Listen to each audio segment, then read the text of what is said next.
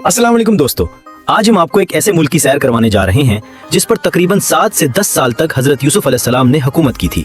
इस मुल्क से ही हजरत मूसा अलैहिस्सलाम बनी इसराइल को लेकर निकले थे और अल्लाह के हुक्म से दरिया उबूर करने में कामयाब हो गए, लेकिन फिर फिरौन डूबकर मर गया।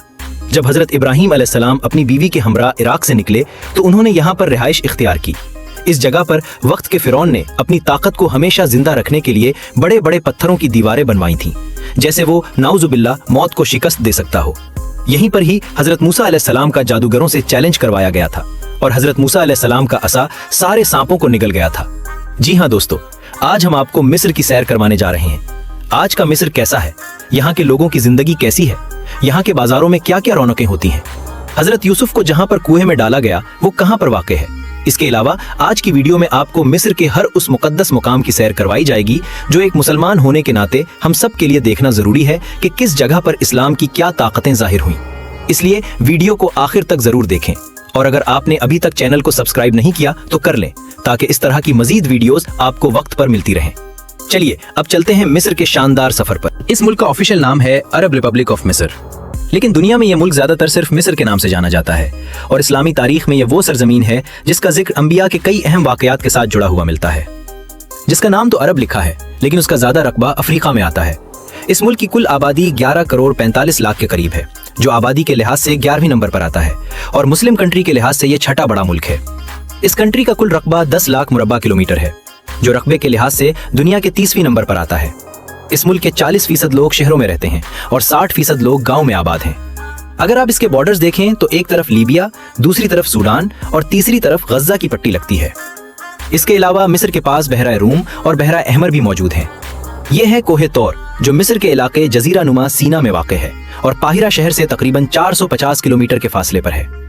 ये एक ऐसा मकाम है जो आज भी दुनिया के शोर से बहुत दूर, सुनसान रेगिस्तान और सख्त पहाड़ी माहौल के दरमियान खड़ा है, जहाँ न जिंदगी की चहल पहल है न इंसानों की आवाजें, सिर्फ रेत की खामोशी और वक्त की गवाही हर तरफ महसूस होती है। यही खामोशी इस जगह को और भी पुरअसरार बना देती है, क्योंकि इस सन्नाटे में एक ऐसी अजीम कहानी छुपी हुई है जो एक नबी की पूरी जिंदगी बदल देती है। ये वही मकाम है जहां हजरत मूसा अलैहिस्सलाम अल्लाह के हुक्म से एक रात के सफर के दौरान पहुंचे थे, जब वो अपने घर वालों के साथ रास्ता भटक चुके थे और अंधेरे में उन्हें दूर एक रोशनी नजर आई जो उन्हें उम्मीद की तरफ ले गई। वो समझते रहे कि शायद वहां आग होगी, मगर जब वो इस रोशनी के करीब पहुंचे तो वहां कोई आम आग नहीं थी, बल्कि एक खास नूर और इलाही रोशनी थी जो आम दुनिया से मुख्तलिफ थी। और इसी मुकद्दस मकाम पर अल्लाह ताला ने हजरत मूसा अलैहिस्सलाम से कलाम फरमाया और इरशाद हुआ, ए मूसा, मैं तुम्हारा रब हूँ। ये वो लम्हा था जिसने एक आम इंसान को नबूवत के अजीम मनसब तक पहुंचा दिया। इसी वक्त उन्हें एक बड़ा मिशन दिया गया कि वो फिरौन के पास जाएं और उसे हक की तरफ बुलाएं।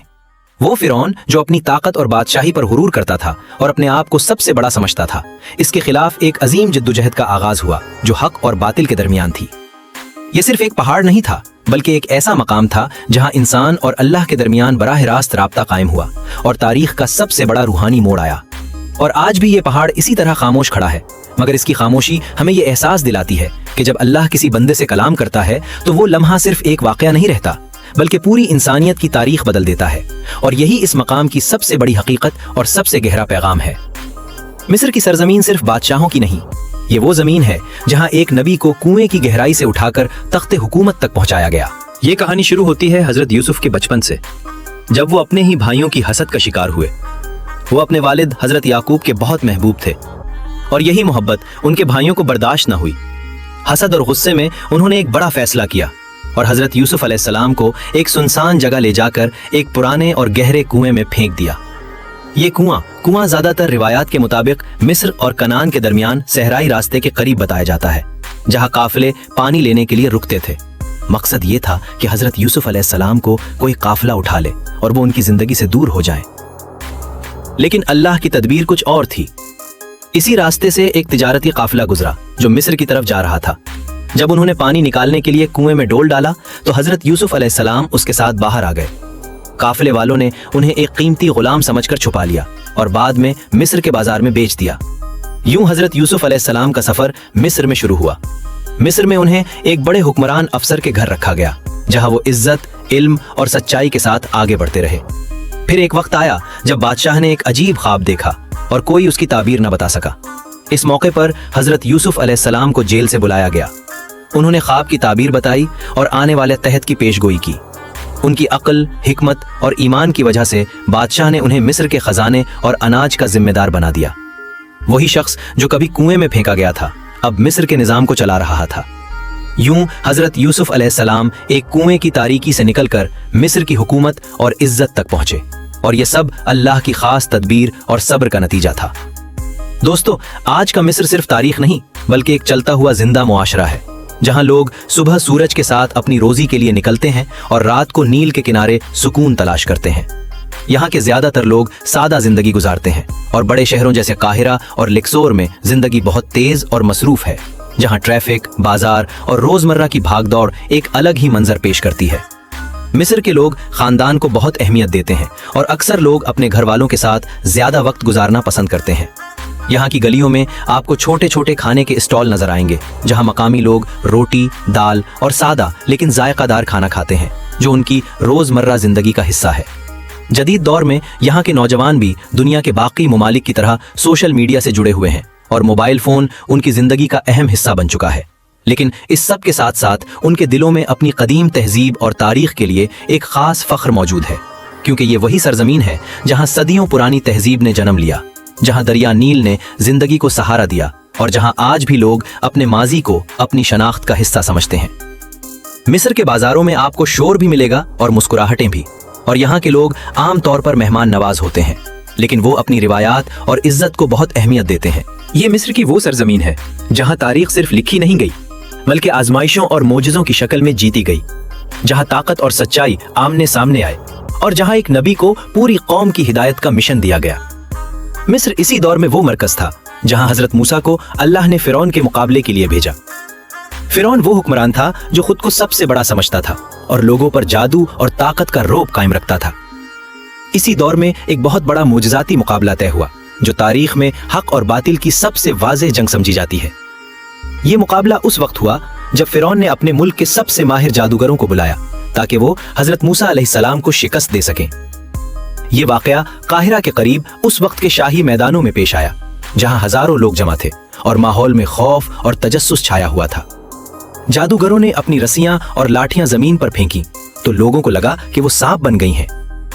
लेकिन हजरत मूसा अलैहिस्सलाम के लिए अल्लाह का हुक्म आया कि अपनी लाठी फेंको, और वही लम्हा था जब एक अजीम मोजिज़ा जाहिर हुआ। कुरान के मुताबिक अल्लाह ने फरमाया कि हक आ गया और बातिल मिट गया, और हजरत मूसा की लाठी सबको निगलने लगी। ये देखकर जादूगर फौरन समझ गए कि ये जादू नहीं बल्कि अल्लाह की कुदरत है, और वो सब सजदे में गिर गए और ईमान ले आए। ये वो लम्हा था जब फिरौन की ताकत पहली बार अवाम के सामने कमजोर पड़ी और हक की रोशनी जाहिर हुई। इसके बाद एक और अजीम वाकया पेश आया जब हजरत मूसा अलैहिस्सलाम बनी इसराइल को लेकर रात के वक्त मिस्र से निकले और फिरौन अपनी फौज के साथ उनके पीछे आया। बहरे कुलुज़ुम के किनारे वो लम्हा आया जब अल्लाह ने हजरत मूसा अलैहिस्सलाम को हुक्म दिया कि अपनी लाठी मारे, और पानी दो हिस्सों में तकसीम हो गया। बनी इसराइल दरमियान से गुजर गए, लेकिन जब फिरौन अपनी फौज समेत उस रास्ते में दाखिल हुआ तो पानी वापस आ गया और वो सब डूब गए।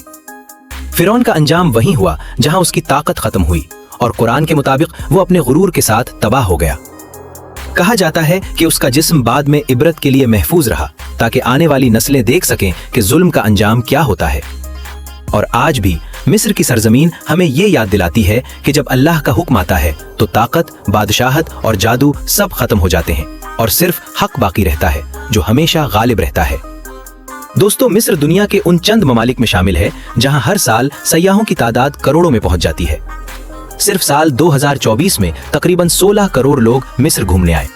इतने बड़े नंबर से अंदाजा लगाया जा सकता है कि मिस्र के तारीखी मकामात दुनिया भर के लोगों को कितनी शिद्दत से अपनी तरफ खींचते हैं। अब चलते हैं काहिरा की तरफ, जो आज मिस्र का दारुल हुकूमत है और उस पूरे मुल्क का दिल भी समझा जाता है। ये शहर दरियाए नील के किनारे आबाद है और उसकी आबादी करोड़ों में फैली हुई है। अंदाजन इसकी आबादी 2 करोड़ से ज्यादा बताई जाती है और ये अफ्रीका के सबसे बड़े शहरों में से एक है। काहिरा एक ऐसा शहर है जहां जदीद जिंदगी भी है और कदीम तारीख भी एक साथ चलती है। यहाँ ऊंची इमारतें, मसरूफ सड़कें, बाजार और साथ ही हजारों साल पुरानी इस्लामी तहजीब की झलक भी नजर आती है। इस्लामी तारीख के लिहाज से ये शहर बहुत अहम है, क्योंकि यहाँ बेशुमार मसाजिद, मदरसे और तारीखी मकामात मौजूद हैं जो आज भी लोगों के लिए रूहानी कशिश रखते हैं। खास तौर पर यहाँ की मशहूर मस्जिद अल अजहर, जो इस्लामी तालीमात का बहुत बड़ा मरकज है और सदियों से इल्म फैलाने में अहम किरदार अदा कर रही है। इसके अलावा काहिरा में कई और मसाजिद भी हैं जो इस्लामी फन तामीर की बेहतरीन मिसाल हैं। अब चलते हैं मिस्र के मशहूर एहराम की तरफ। एहराम मिस्र काहिरा के करीब गीजा के इलाके में मौजूद हैं और ये दुनिया के सबसे पुराने अजायबात में से एक समझे जाते हैं। ये एहराम हजारों साल पहले फिरौनों के दौर में बनाए गए थे और उनका मकसद बादशाहों की कब्रें होना बताया जाता है। सबसे मशहूर एहराम ग्रेट पिरामिड ऑफ गीजा है, जो खोफो नामी बादशाह के लिए बनाया गया था। इसकी तामीर में लाखों पत्थरों का इस्तेमाल हुआ और आज भी ये सवाल मौजूद है कि इस जमाने में इतनी बड़ी तामीर कैसे मुमकिन हुई।